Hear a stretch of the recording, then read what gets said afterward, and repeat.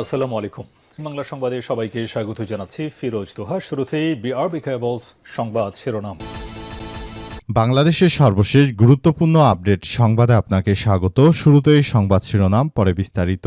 প্রথমেই জানাবো আমাদের হাতে থাকা সর্বশেষ গুরুত্বপূর্ণ সবথেকে তাজা আপডেট সংবাদ। ৩২ লাখ টাকায় মন্ত্রী গরু কেনা নিয়ে নাসির উদ্দিন পাটোয়ারির ক্ষোভ। ৩২ লক্ষ টাকা দিয়ে বিএনপির একজন মন্ত্রী গরু কেনায় বিস্ময় ক্ষোভ প্রকাশ করেছেন জাতীয় নাগরিক পার্টি এনসিপির মুখ্য সংগঠক নাসির উদ্দিন পাটোয়ারি। মন্ত্রীর এই বিপুল পরিমাণ অর্থ ব্যয় নিয়ে প্রশ্ন তুলেছেন তিনি জানিয়েছেন যে একজন মন্ত্রী সবকিছু দিয়ে তিনি বছরে বেতন পান ৪২ লক্ষ টাকা। তিনি যদি ৩২ লক্ষ টাকা দিয়ে গরু কেনেন তার সংসার চলে কি করে।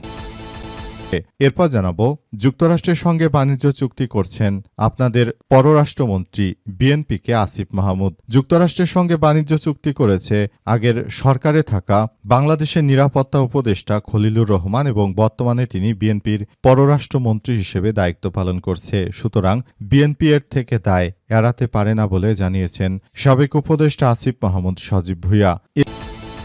এদিকে শহীদ জিয়ার মৃত্যুবার্ষিকী রাজধানীর ১৬ স্থানে দুস্থদের মধ্যে খাদ্য ও বস্ত্র বিতরণ করবে তারেক রহমান। বিএনপির প্রতিষ্ঠাতা শহীদ রাষ্ট্রপতি জিয়াউর রহমানের ৪৫তম মৃত্যুবার্ষিকী উপলক্ষে ঢাকা মহানগর উত্তর দক্ষিণ আয়োজিত ৩০ মে রাজধানীর ১৬টি স্থানে দুস্থ ও অসহায়তার মধ্যে খাদ্য সামগ্রী ও বস্ত্র বিতরণ করবেন প্রধানমন্ত্রী তারেক রহমান। আজ বিএনপির পক্ষ থেকে বিষয়টি নিশ্চিত করা হয়েছে।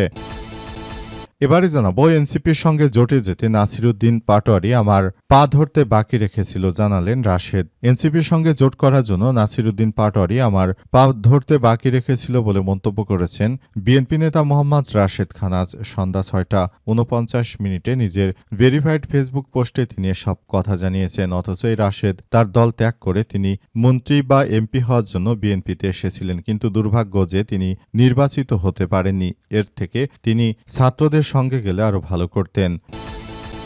এবং সর্বশেষ জানাবো, সুদানের সীমান্তবর্তী শহরে ড্রোন হামলায় ১৪ জন নিহত। চাঁদ সীমান্তবর্তী সুদানের আল টিনা শহরে ড্রোন হামলা চালিয়েছে বিদ্রোহী গোষ্ঠী আধা সামরিক র্যাপিড ফোর্স।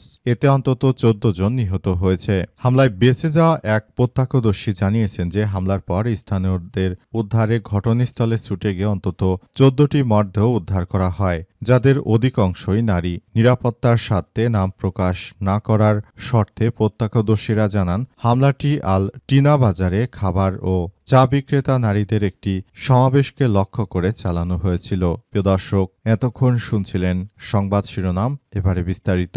তবে তার আগে বন্ধুরা অনুরোধ থাকবে এই সংবাদটিতে একটি লাইক দিন। এই চ্যানেলে আপনি নতুন হয়ে থাকলে আমাদের সংবাদটি দেখতে দেখতে চ্যানেলটি সাবস্ক্রাইব করে রাখুন। কমেন্ট করে বন্ধুরা আপনার মূল্যবান মতামত জানিয়ে দিন আপনি বিশ্বের কোন দেশ থেকে বা বাংলাদেশের কোন স্থান থেকে আমাদের সঙ্গে কানেক্টেড রয়েছেন। আর বন্ধুরা, আজকের সংবাদ সম্পর্কে আপনার মূল্যবান মতামত কমেন্ট বক্সে সারা বিশ্বকে জানিয়ে দিন। এবারে বিস্তারিত। আর বন্ধুরা, এই সংবাদটি আপনার বন্ধুদের মাঝেও ছড়িয়ে দিন, সবাইকে জানার সুযোগ করে দিন। আর দেখতেই থাকুন আমাদের এই লেটেস্ট আপডেট তাজা সংবাদ। এবারে বিস্তারিত। ৩২ লাখ টাকায় মন্ত্রীর গরু কেনা নিয়ে নাসির উদ্দিন পাটোয়ারির ক্ষোভ। ৩২ লক্ষ টাকা দিয়ে একজন মন্ত্রী, বিএনপির মন্ত্রী, কিভাবে গরু কিনে সে বিষয়ে বিস্ময় ক্ষোভ প্রকাশ করেছেন জাতীয় নাগরিক পার্টি এনসিপির মুখ্য সংগঠক নাসির উদ্দিন পাটোয়ারি। মন্ত্রীর এই বিপুল পরিমাণ অর্থ ব্যয় নিয়ে প্রশ্ন তুলেছেন তিনি। এনসিপির দলীয় কার্যালয়ে জরুরি সংবাদ সম্মেলনে নাসির উদ্দিন পাটোয়ারি এসব কথা জানিয়েছেন। তিনি বলেন, একজন মন্ত্রী, প্রতিমন্ত্রীর বেতন যদি বছরে ৪২ লক্ষ টাকা হয়, উনি যদি সেখানে ৩২ লক্ষ টাকা দিয়ে শুধুমাত্র গরুই কেনেন, তাহলে সারা বছর সংসার চালাতে তার আয়ের উৎস কি? এই অঙ্কের সমাধান বাংলাদেশের জনগণ চায় বলে জানিয়েছেন তিনি।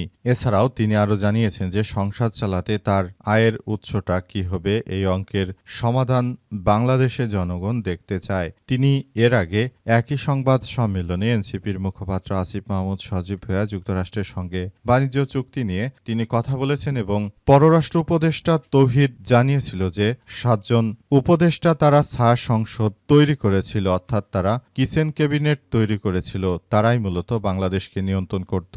তাদের মধ্যে সাবেক উপদেষ্টা আসিফ মাহমুদ সজীব ভুঁইয়া ছিলেন না। তাদের মধ্যে 1 নম্বরে ছিল বর্তমান বিএনপির যে পররাষ্ট্রমন্ত্রী খলিলুর রহমান রয়েছে। ওই খলিলই মূলত বাংলাদেশকে চালানোর চেষ্টা করত বিএনপির ইশারায়। তখন অন্তর্বর্তীকালীন সরকারের প্রধান উপদেষ্টা ইউনূসের হাতে ক্ষমতা ঠিকই ছিল, কিন্তু মূলত বাংলাদেশটা পরিচালনা করত হচ্ছে বিএনপি।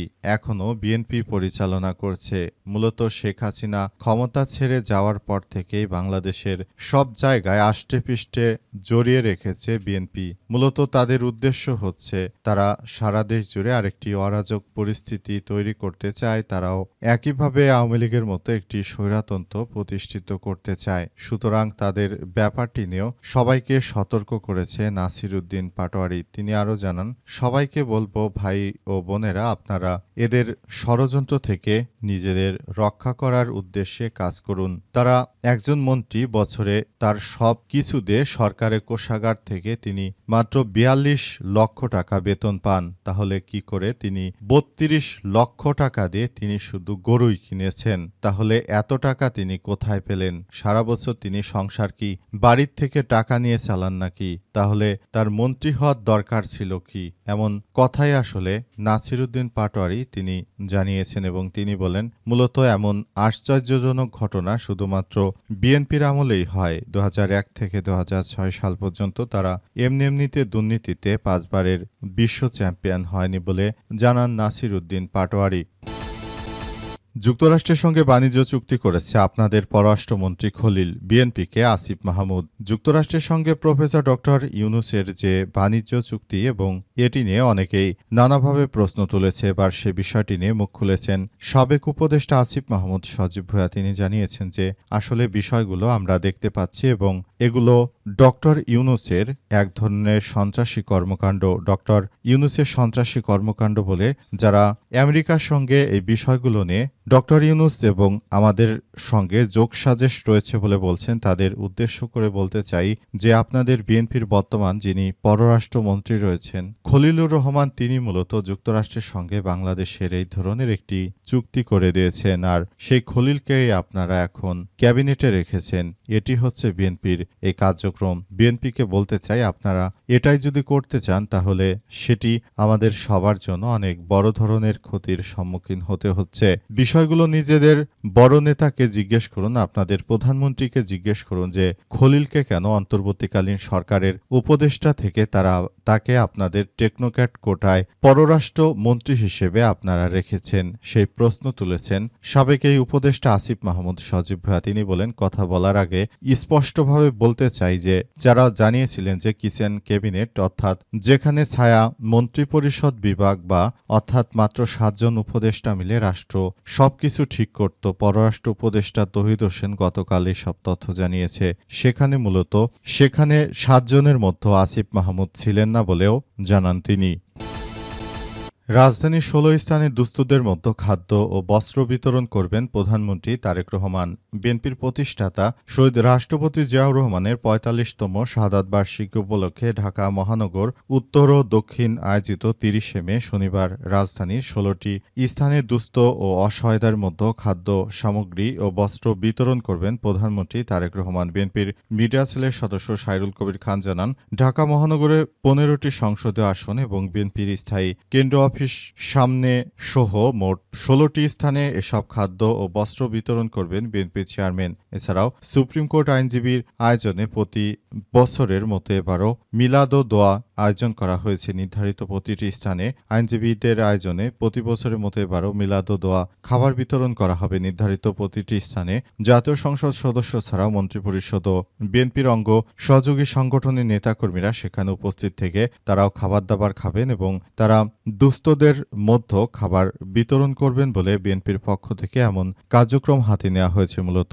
আগামী ঈদকে সামনে রেখে বিএনপি চায় দেশের মধ্যে একটি সুন্দর সুন্দর ও সমৃদ্ধির একটি পরিবেশ নিশ্চিত করে তারা মূলত যারা দুস্থ রয়েছে তাদের পাশে দাঁড়াতে চায়। বিএনপির তারেক রহমানের নির্দেশে মূলত এই কার্যক্রমগুলো পরিচালিত হচ্ছে। তারেক রহমান দেশে আসার পর তিনি শহীদ প্রেসিডেন্ট জিয়াউর রহমানের মতোই বাংলাদেশকে আগলে রাখার চেষ্টা করছেন, যদিও তার দলের মধ্যে অনেক দুর্বৃত্তকারী রয়েছে, সেগুলোকেও চিহ্নিত করা প্রয়োজন।